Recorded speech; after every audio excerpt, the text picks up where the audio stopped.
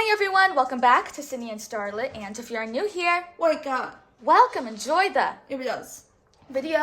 So today me and Sydney are going to be reading Walt Disney, The Sword in the Stone. So let's begin.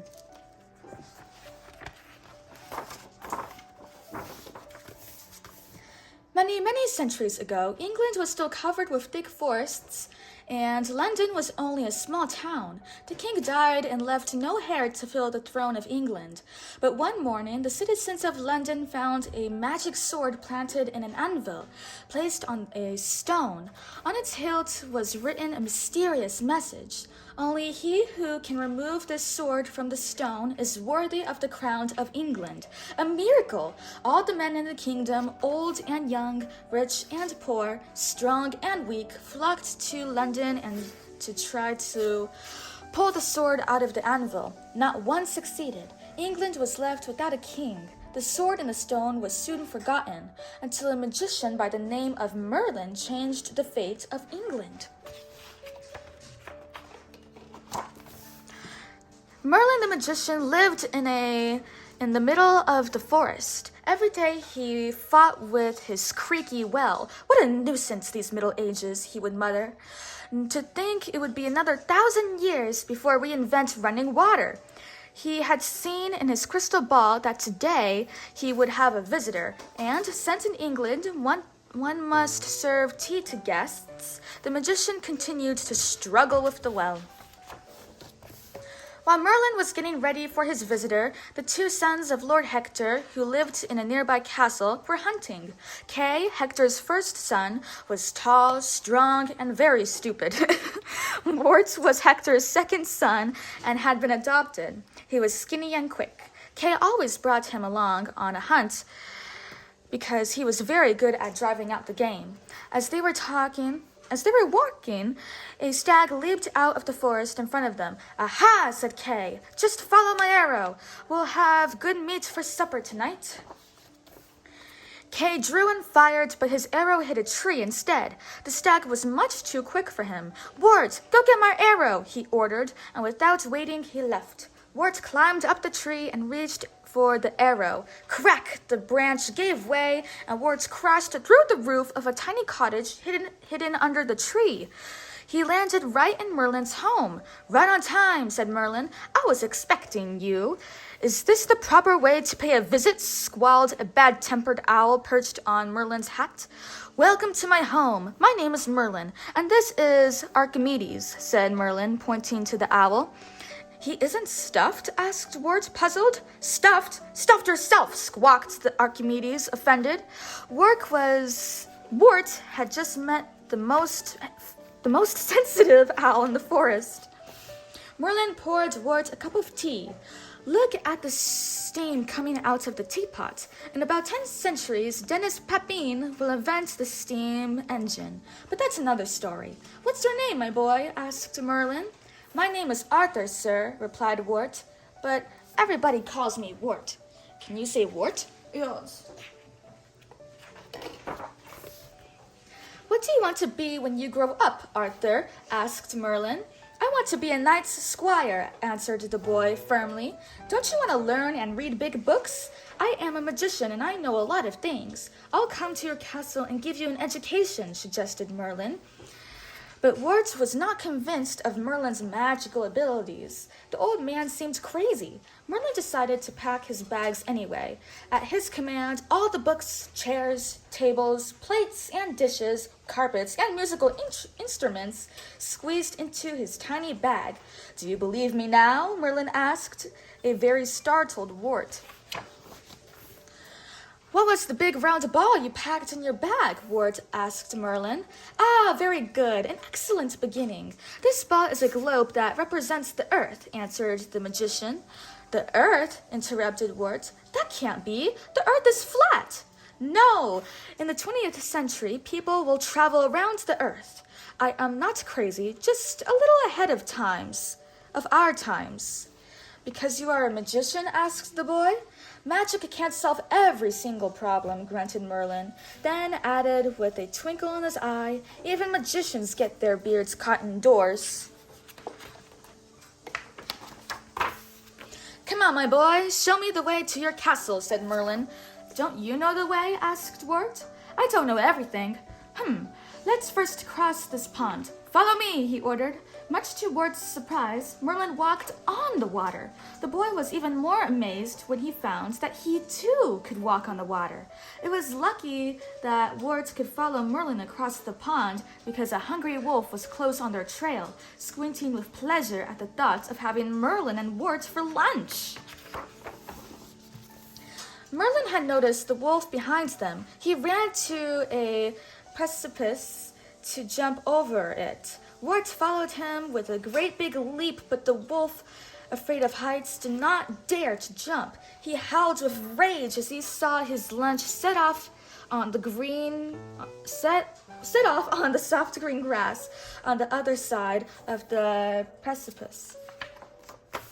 By the time the wolf had found his way around the precipice,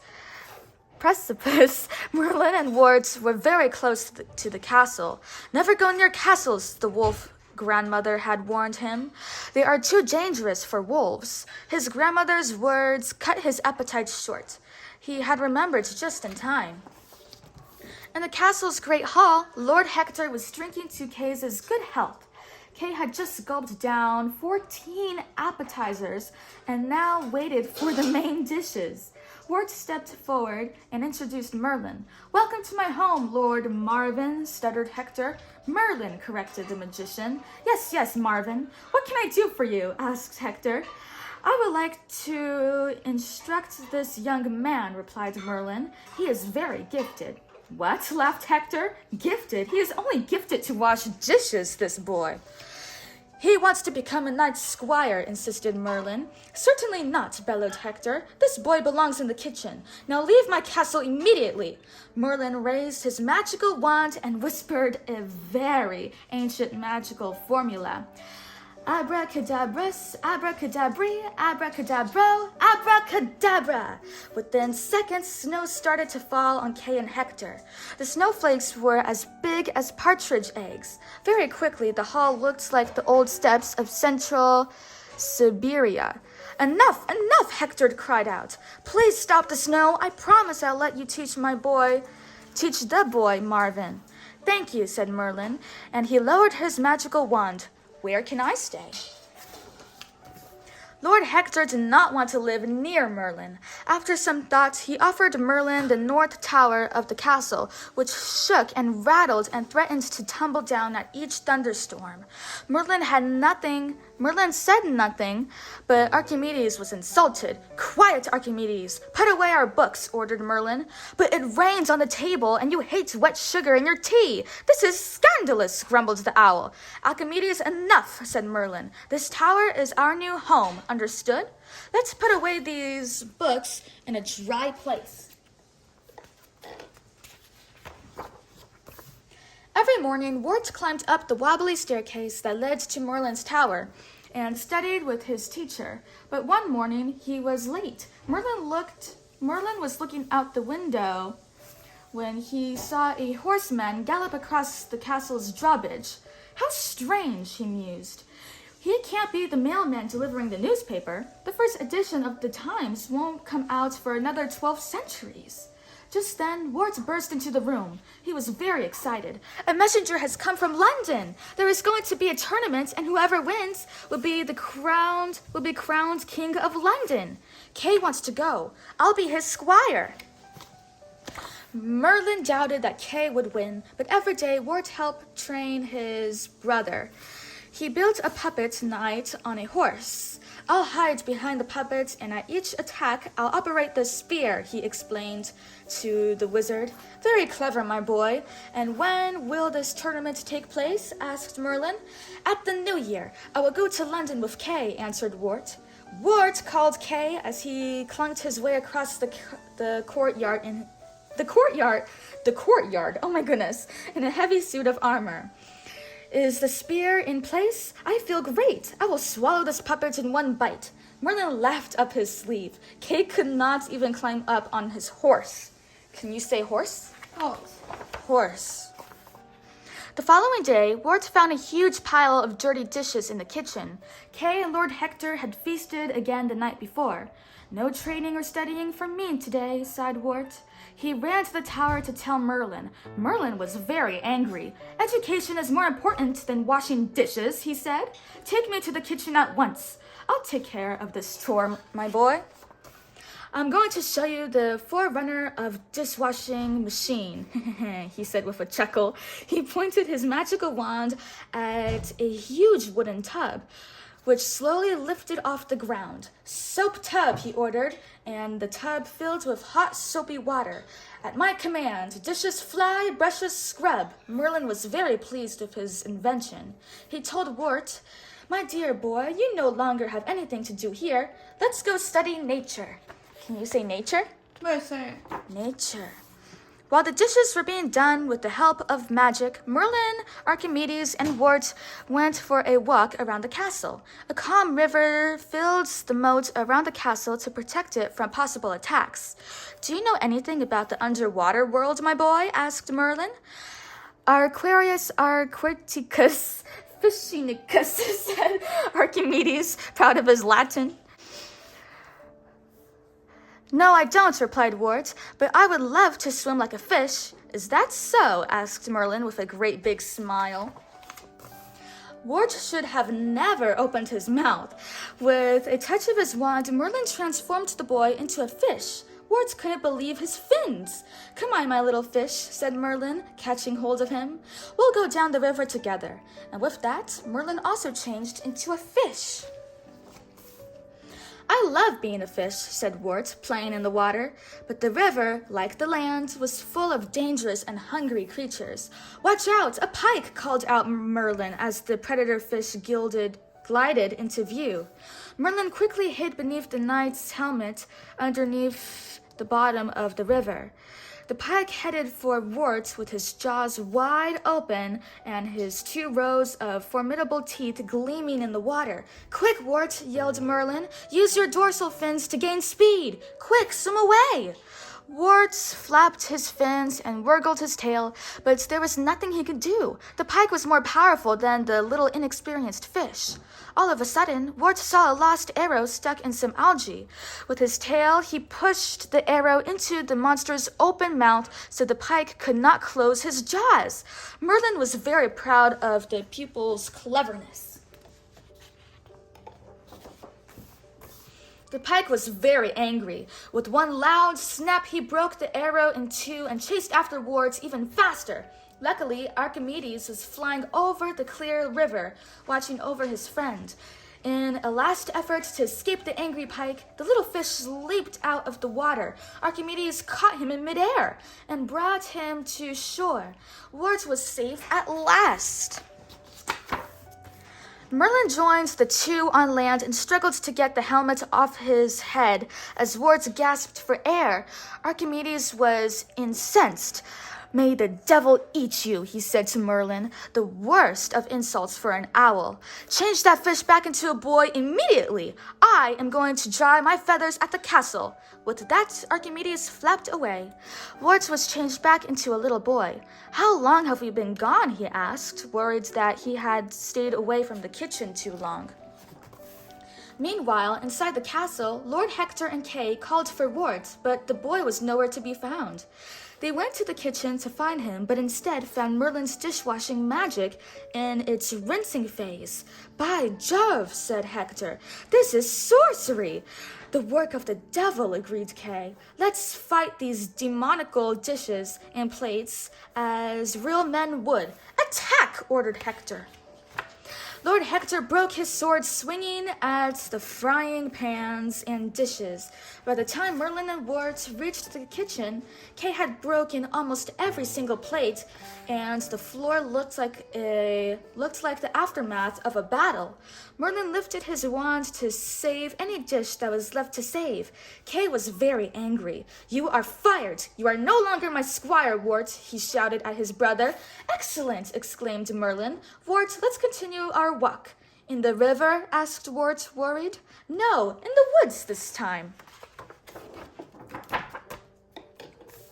In the forest, Merlin and Wart changed into squirrels and climbed an oak tree. Ouch! Cried out Wart. Something almost knocked me over. That was an acorn. One cannot afford to underestimate the universal laws of gravity. Someone by the name of Newton will be the first to formulate them in about 10 centuries. You are much too young to know that, of course, explained Merlin. A lady squirrel scampered up the tree and took quite a fancy to Wart. She wants a squirrel kiss, chuckled Merlin as he walked away. That's obvious. Wart held the lady squirrel at bay, wondering how he was going to make her understand how he could make her understand that he was not what she thought he was, but only a little boy. After all, it's his problem, not mine, thought Merlin as he hid in the foliage. The lady squirrel was the least of Wart's problems. The lean and hungry wolf was waiting for Wart at the foot of the tree. He licked his chops and circled around. Suddenly, Wart's newfound friend leaped onto the grass on the wolf's far side. Drooling at the thought of a catch, the wolf took off after her. She led him as far away from her new little friend as he could. Wart was very moved by her courage. "Merlin, Merlin," he called out. Help her or the wolf will catch her."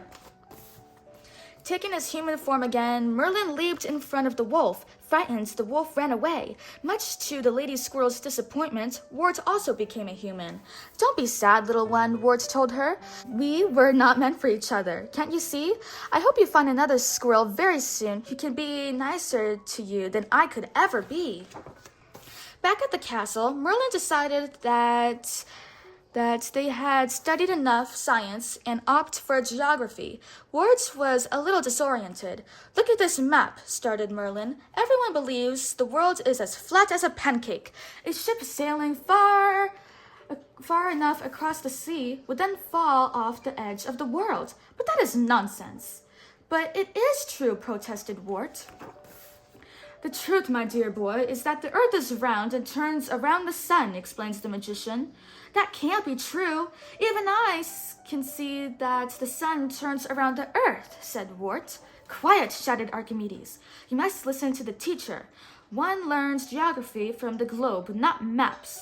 After geography lesson was over, Wart practiced writing at the blackboard. Archimedes, self-elected teacher on the subject, watched him closely. But Wart was preoccupied, and soon he asked Archimedes, "Could you teach me how to fly?"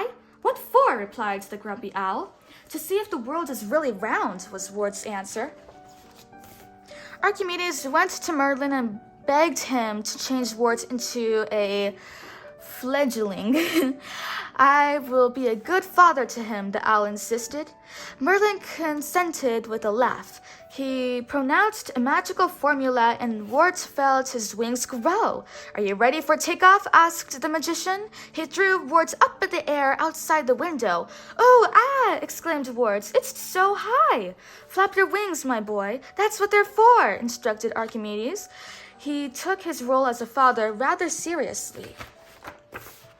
"Very good, little one. Watch the landing," cautioned Archimedes. "This is wonderful and a lot more fun than swimming," shouted Wart. "Naturally, my dear boy, flying is poetry in motion.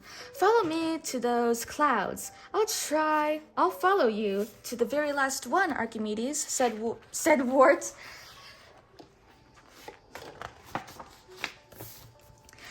Wart was to learn very quickly that the sky could be as dangerous as the river. "Careful, an eagle!" shouted Archimedes. "Turn, boy, turn!"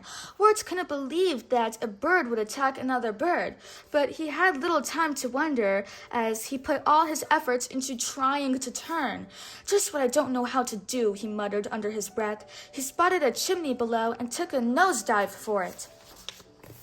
Wart thought it was one of the chimneys of his father's castle. What a surprise when he landed in the fireplace of Madame Mim, the wicked witch. "Who are you?" she barked, furious at the intrusion. "What do you want?" "I wanted to learn how to fly, and Merlin..." "Who? Merlin? That old pile of rattling bones? I am Mim, the best sorceress in the country. Your Merlin is a clown compared to me," she boasted. Mim fell into a deep curtsy. She is truly awful, thought Wart. Don't you believe me capable of magic? She questioned. She grew so large that she filled up the cottage and then shrunk to the size of a hairpin. Wart could barely see her. Am I not the best witch in the country? She asked, showing her only tooth in a wide smile. I am very tempted to keep you hostage. Let Merlin come and rescue you if he dares. She burst out laughing. Merlin appeared in the cottage immediately. He was very angry at Mim. I will show you, Mim, shouted Merlin. No, I will show you, Mim shouted back. The two enemies agreed to a duel of magic, a duel in which the only weapon was the power of metamorphosis. Let me remind you the rules, said Mim. Number 1, it is forbidden to disappear, and number 2, it is forbidden to change into animals that don't exist. I know that, mumbled Merlin. I also know that you are a cheat and a liar. Let's get started, laughed Mim in reply. I can't wait to make a fool of you in front of someone. Mim and Merlin stood back to back, ready to take 10 steps before they could begin the duel. The count began. Mim, you cheated again, shouted Merlin. The wicked witch had transformed herself into an alligator while they were still counting the 10 steps. The ugly reptile opened her jaws to swallow her prey, Merlin. If that's how you want to play, fine with me, said Merlin, and he slipped into the shape of a turtle. Mim was afraid to break her teeth on the turtle's shell, so she angrily turned the turtle on its back. Merlin was not very comfortable on his back. He couldn't get back on his legs, so he changed into a hare and was off in a second. Mim quickly changed into a fox, and the mad chase had begun. The duel was quick and fierce. To escape the fox, the hare became a caterpillar.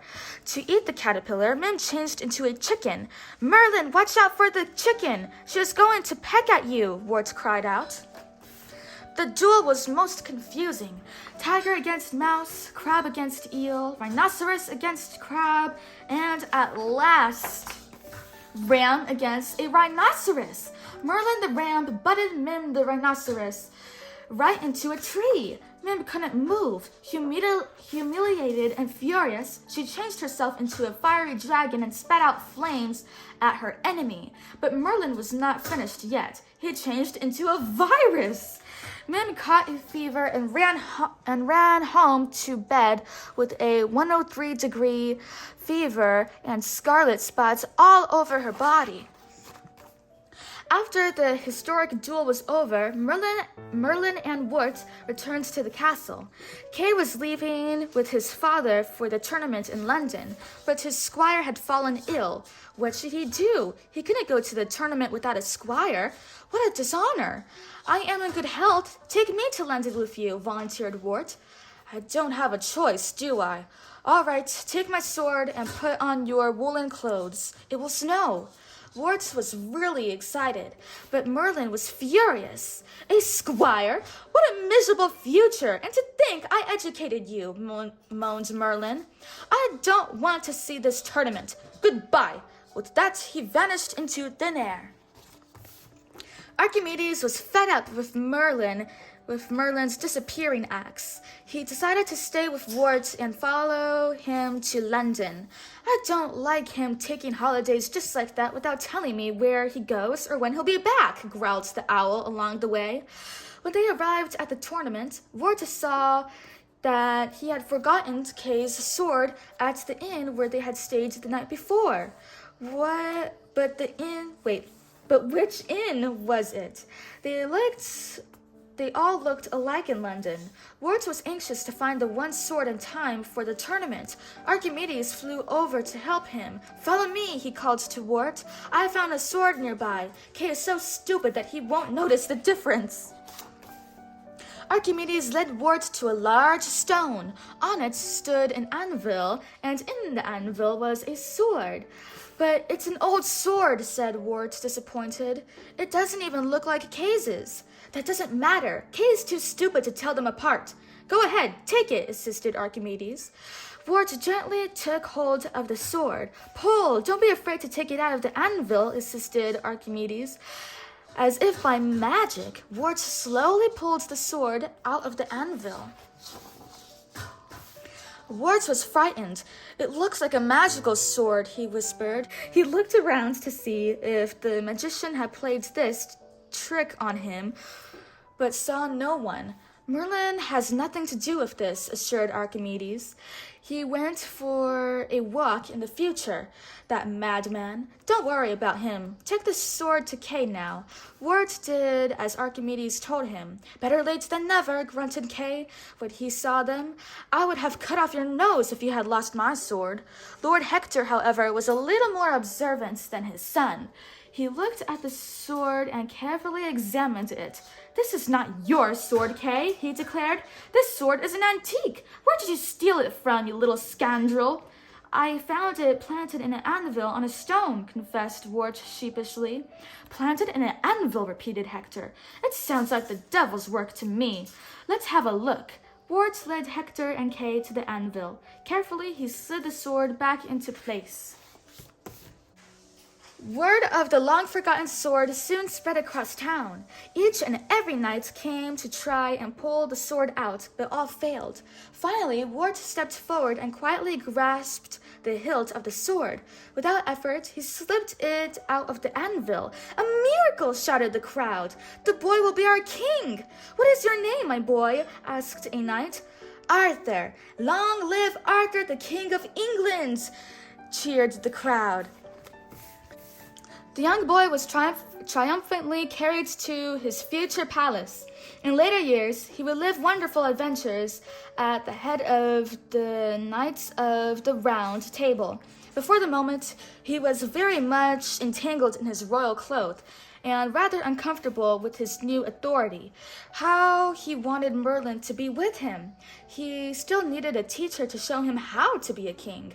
Merlin heard his pupil's wish and canceled his stay in the future so abruptly that he did not have the time to change his clothes.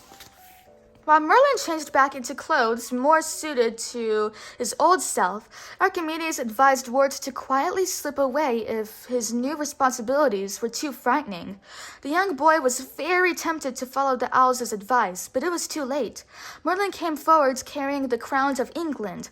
"Hold up your head and stand up straight," he said. "I hereby crown you Arthur, King of England.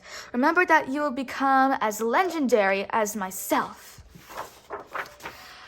When the crowning ceremony was over, Merlin returned to his cottage in the woods and to his dusty old books. He often thought about the young king who had been his best pupil ever.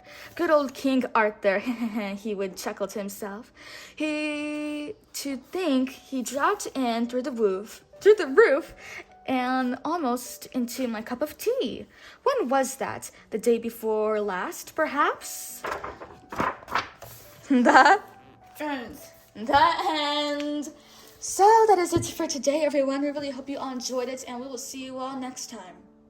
Bye-bye. Goodbye. Pick out your favorite page.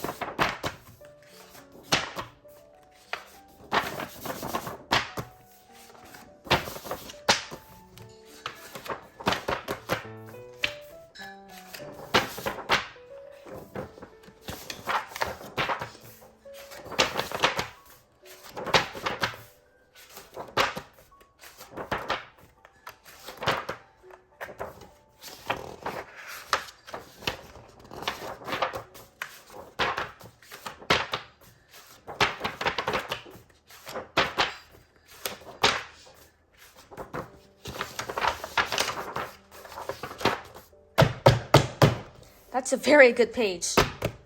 Who's your favorite character?